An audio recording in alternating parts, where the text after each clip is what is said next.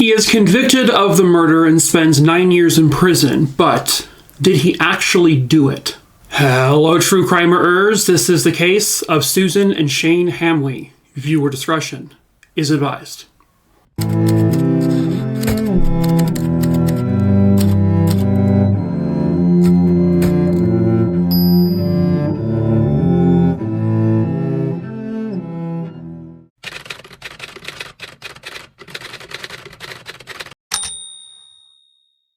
Susan K. Hamway was born on October 5th, 1945, and she was born in Ohio. At the time this case happens, she is 38 years old, and she is the single mother to an 18-month-old baby named Shane. And Susan's daughter was the light of her life. She was everything to her. Susan was an amazing mom. She worked hard to take care of her. Susan was looking forward to seeing Shane grow up and see what she may become. But unfortunately, that never got to happen. Susan was estranged from her husband, Paul. And so she and her ex-husband had been living in Aspen, Colorado. But when the divorce occurred, Susan had relocated out to Fort Lauderdale in Florida just to get a new start. And by all accounts, everything was going great. Everything was going smoothly for her. She was enjoying the independence and just sort of, being just with her daughter. But unfortunately, someone had it out for her. It was November 8th, 1983. Fort Lauderdale, Florida police are called by some of Susan Hamway's friends and family. We haven't heard from her in several days. We haven't seen her in several days. She has not shown up to work. We haven't seen the baby. Something is wrong. Can you please do a welfare check on her home? So the police go to Susan's home. They are able to gain entry, and they find a horror story. Lying face down on the kitchen floor, covered in blood, next to a knife, was the body of 38-year-old Susan Hamway. The bloody knife was obviously the one to be used to kill her, but she also had a cord around her neck, a telephone cord. So she had been strangled and stabbed. The way her clothing looked, it appeared that she had also been raped, but there was no DNA or male bodily fluid found with her body during a rape kit. The autopsy later shows that she, in fact, did die from the stab wound to her heart, but she had also suffered some pretty extreme strangulation. There were no fingerprints on the knife, and there was no additional DNA found on or near her body, except they found a couple of strands of red hair, which did not match Susan or her baby. And what about her baby, Shane? The police were told ahead of time that she had an 18-month-old baby in the house with her, but police never heard a baby crying or screaming or anything. The house was quiet.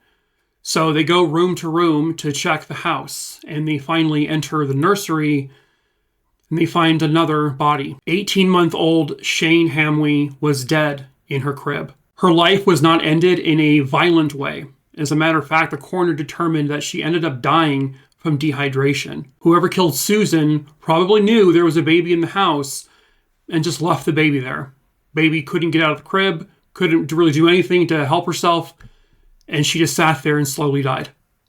It was determined that Susan had been dead for several days. In terms of the crime scenes itself, there really wasn't much physical evidence other than those strands of hair, but it wasn't helping them much to begin with. However, Fort Lauderdale police do go door to door. They're questioning neighbors. They want to know if anyone saw or heard anything, and they end up coming across the house of a woman named Emma Jo Bartlett. She lived in that house with her son. His name was John Purvis.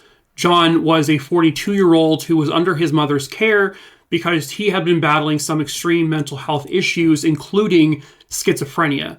Police claim at the time they interviewed him they did not know he had schizophrenia. But by speaking to him, they could tell that something was maybe a little off. So when they see John in the house with his mom, they notice he apparently had red hair. And that was like, wow, we found red hair at the crime scene. So, hey, John, do you know Susan? And he says, yeah, I know her. Cool, you want to come down to the station and talk to us? And he agrees. Emma goes to the police station with her son, but John is questioned without her in the room, which is legal to do because he's not a minor. He's 42 years old. And they ask him, do you know Susan? He says again, yeah, I know her, but I don't know her well. And then eventually his mom kind of bursts into the interrogation room and says, all right, we're done here.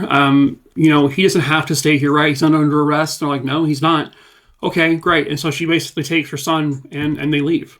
John, who is unable to hold a job, he's on antipsychotics. He is not the person that you probably should be interviewing without some kind of supervision there with him. And so about a month goes by, and police who are apparently following John around, they see him go into a store to purchase a magazine.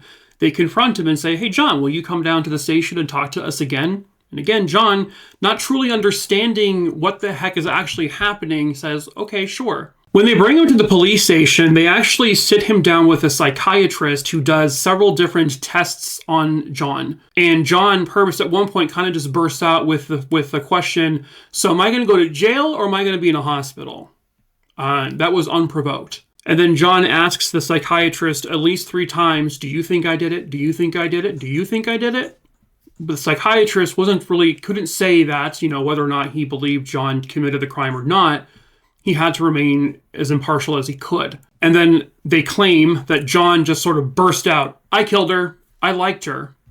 And to them, it indicated that perhaps he liked her, maybe had a crush on her, maybe he made advances towards her and she said no. That's what they inferred from that outburst. So now police enter the interrogation room and they ask John to basically repeat what he said.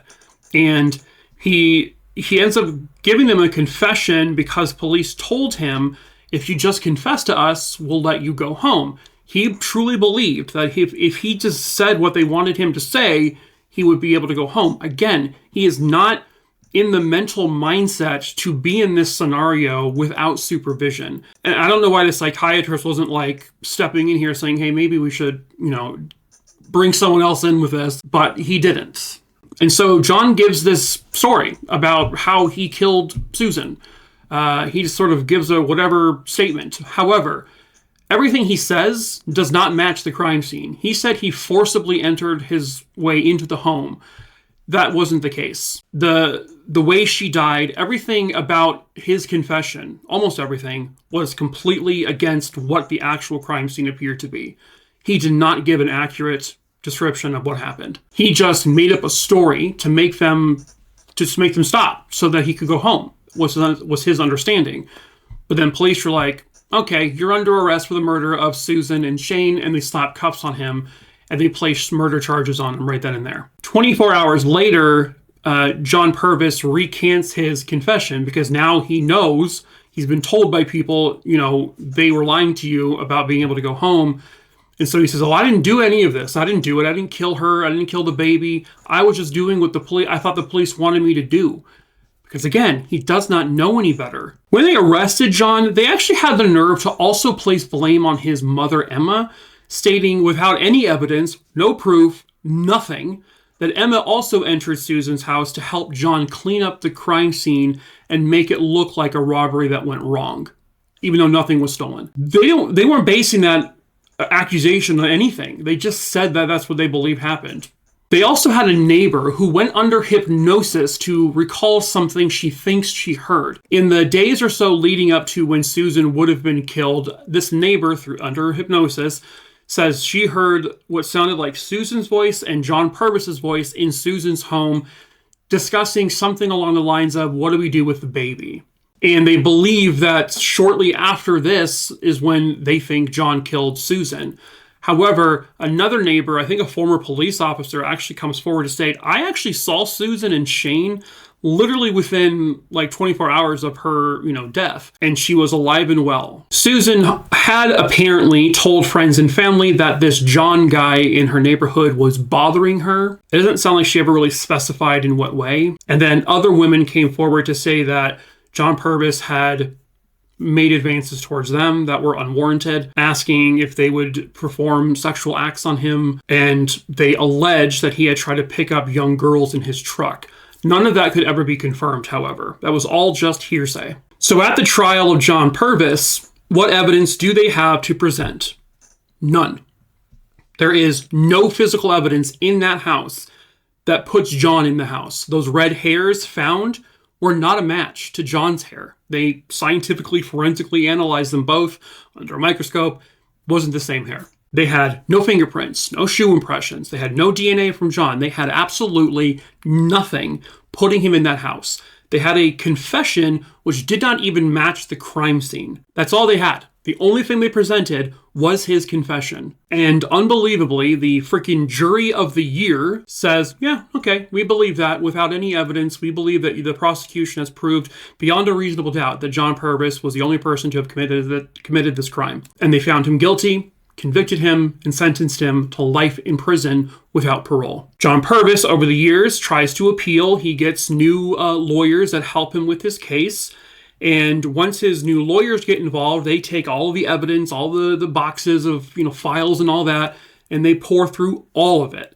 And in those files, they find that in 1985, in May, there was evidence to suggest that the murder of Susan was actually a hired hit. So this 1985 evidence came to police, I guess through witnesses, and apparently police say they investigated this angle of a possible hit, and they said they couldn't find any proof. That they already have their guy. John Purvis is their guy. We know he did it. He confessed. And so they didn't really take anything else seriously from that point moving forward. And around that time is when the trial would begin and John would be convicted. So his new defense team is looking into this. We want to know what this hired hit was about. And it leads them to a man named Robert Beckett. And I guess it's through tips that's how they found out his name. So eventually they track down Robert Beckett. And Robert is telling these lawyers, like, I'm a born-again Christian, I'm a new man, everything in my life is now, it's different, it's better, and also I'm dying.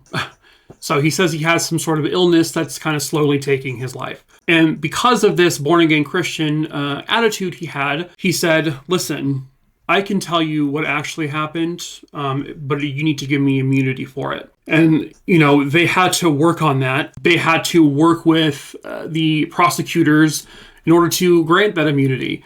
And the Fort Lauderdale police do eventually kind of reopen the case as John Purvis is sitting in prison because of all this new information coming out. And so the prosecution, what it sounds like, agrees to offer immunity to Robert Beckett if they can corroborate the story he's going to tell them. And so he says the murder was a hired hit, and the person who ordered the hit was a man named Paul Hamwi, Susan's ex-husband. Paul Hamwi had reached out to Robert Beckett and another man named Paul Sirio, and those two were going to enter the home and kill Susan. Now, police know that Paul Hamwi did not physically commit this murder. They know that for a fact because he was, at the time of the murder, he was still in Aspen, Colorado, and he, at that time, had suffered a broken leg and he was held up at home. There's no way he could have done this. But there is obviously a way that he could have ordered this. And so Robert Beckett tells police the reason why Paul wanted this done is because he owed over $150,000 in alimony to Susan, and he didn't want to pay that. So he felt the best thing to do, the easiest thing to do, kill her. That way you don't got to pay her. Robert Beckett and Paul Sirio both had met Susan Hamway before because they had all been living in Aspen, Colorado at some point all together, or in vicinity of one another. And so Robert says that when they got to Susan's house in Fort Lauderdale, they knocked on the door and she recognized both men. And so she knew them and trusted them and let them in the house. At that point, Paul Sirio basically comes out from behind her and strangles her with the phone cord. But that's not working. She's fighting back and it's not, killing her. So eventually he wrestles her to the ground where he takes the knife and he jams it directly through her heart. And eventually that kills her. Then they say, Robert Beckett says that they posed her clothing, they maneuvered it to look like she had been raped.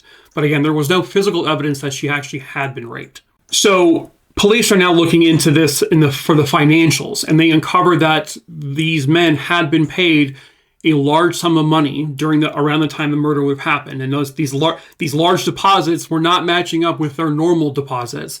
So Robert Beckett's basically saying, yeah, that's what Paul was going to pay us to do this. I think it was around $14,000 in cash. Robert Beckett also tells police, if you want me to, I will have a phone call with Paul Sirio and you can record it and we can sort of talk casually and see if he brings it up.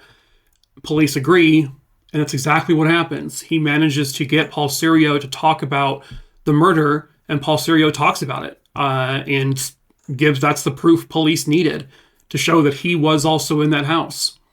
And he also had talked about Paul Hamwi being the one to orchestrate this. So they had him. They had all three of them. But they gave Robert Beckett immunity. So he would, as long as he testified at the trial, he would not be prosecuted for this particular case. Because it sounds like Paul Sirio was truly the one who actually did the physical murder. So in January of 1993, Paul Sirio and Paul Hamwi are both found. They are both arrested. And they are both charged with the murder of Susan and Shane, since Shane died in the process. Or she died because her mother died. Paul Hamwi, of course, denies having anything to do with it, but the police have the money trail. They have the confessions. And they also have, by the way, the hair sample, I believe, would match one of the two men who entered the home. And so it was obvious that these three men had been involved in this murder. So that same day that they were all arrested, John Purvis is freed from prison. He is unshackled and moved back out into the world to be a free man. Because again, there was no evidence at the crime scene that John was even in the house. John had nothing to do with this murder. Nothing whatsoever. But police were just like, he confessed, so we're just going to go with that. Like, do your fucking jobs. Like, do them. You can't just listen to a person say words and go, oh, that's all we need. Like, prove the shit. You know what I mean? Like, prove it. Oh, it's frustrating as hell. At any rate, Robert Beckett does agree to testify, of course, against Paul and Paul, the two Pauls. And both men, both Pauls, are both found guilty of the murder and are both sentenced to life in prison without parole. Robert Beckett would later go on to commit another crime, I guess, and he was sentenced to life in prison for that crime, completely unrelated to this whole debacle. And Robert Beckett died in prison. In February of 1994, John Purvis was officially exonerated from the murder and he was deemed innocent. He had nothing to do with this case. Nothing at all. But lazy police work convinced them that he had to have been the one to do it. Because, this, mentally unwell person who was clearly struggling and doesn't understand what the hell is even happening, well, he's told us he did it. I mean, sure, it didn't match up with anything in the crime scene, but whatever. Details don't matter. Like, this is so frustrating when you hear cases like this. Why do we have them? Why do we have detectives? What's the point? Like, if you're not going to do your job, why are you... I'm sorry. Makes me mad. You had an innocent man put in prison for 9 years. He spent 9 years in jail for something he didn't do. That's insane. It's infuriating. But at any rate... in the end, Susan and Shane, and I guess you can also say John Purvis, all finally got the justice they rightfully deserved. But that is it for this case, True Crime, a Rooney Dooney Dingleberry Dongs. I hope you found it interesting. As usual, please subscribe to the channel if you're new here. Hello, my name's Mike. I tell true crime stories here multiple times a week. So please subscribe, hit the bell so you get notified of my posts. Give the video a like, leave a comment so more people can eventually see the video. Also, please follow me over my TikTok page where I tell short form true crime stories. The link to my TikTok page is in the link tree in the description of this video below. You will also find my case list in that link tree, so scroll through it. If you don't see a name on there that you want me to cover, just send me a really quick email, and I will add that name to my list to be covered. But the dogs are going insane in the background. I apologize. That is it for this video, True Crime Aroonies. And so until the next case, ta-ta for now. Nope.